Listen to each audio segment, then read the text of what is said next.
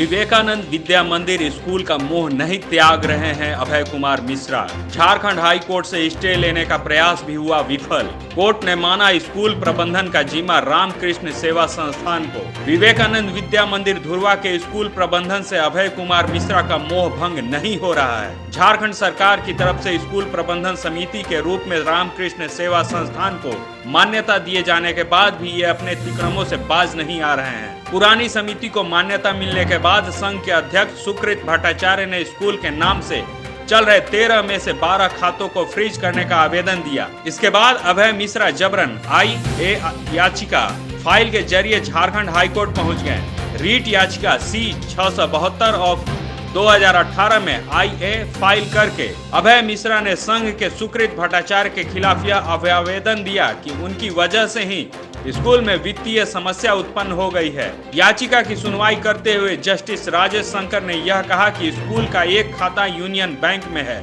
जो चल रहा है। सरकार की ओर से रामकृष्ण सेवा संघ को मान्यता दी गई है, इसलिए वर्तमान प्रबंधन को अपने आप हट जाना चाहिए। उन्होंने यह भी कहा कि स्कूल प्रबंधन समिति का जिम्मा रामकृष्ण सेवा संघ आसानी से ले सकती है।